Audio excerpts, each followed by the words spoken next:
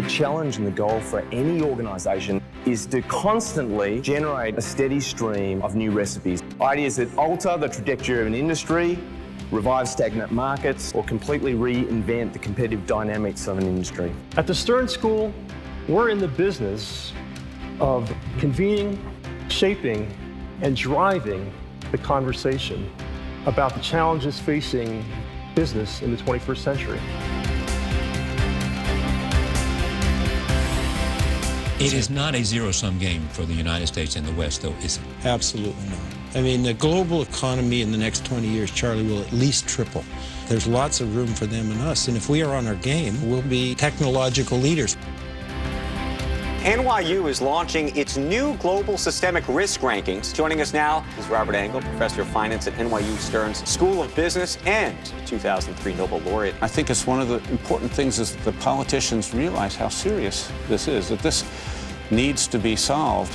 How will today's news impact one market expert's bearish stance on the global economy? We bring in the man himself. Joining me now on a CNBC exclusive is NOURIEL ROUBINI. Great being with you, Maria. There are 5 countries in trouble: Greece, Ireland, Portugal, Italy, and Spain. Any combination of them might require a coercive restructuring of public debt, and some of them might exit. Often in business, you find you get the best by going after your oldest customer and trying to sell more. And I think Britain and America and the EU should be trying to deregulate and trade far more with each other as one of the ways of getting prosperity in our world.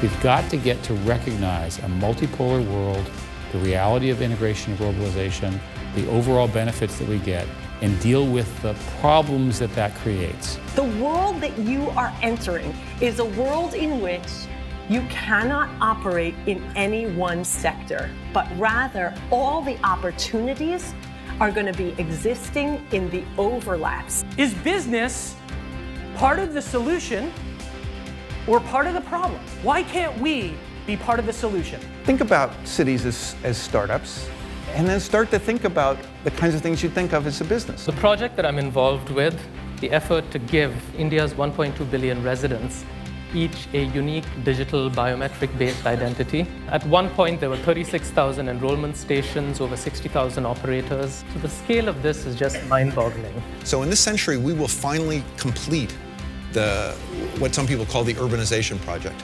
It's a truly amazing development that we're going to watch unfold in this century. So the greatest generation disappears, boomers come along, the civil rights fight divides the country, and the third one? The third is that America has gone from being a nation with localities that were diverse by class. It's become, in the post-war world, gradually a nation of lifestyle enclaves, where people choose to self-segregate.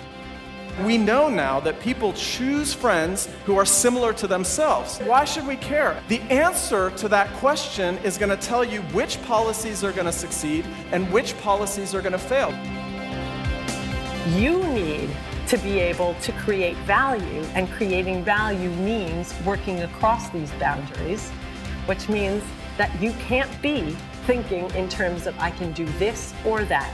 You've got to reject the or and embrace the and. There's no better time to adopt this mindset because the potential for reinvention is all around us. The ability for you to structure or restructure businesses in new ways that create value is unprecedented.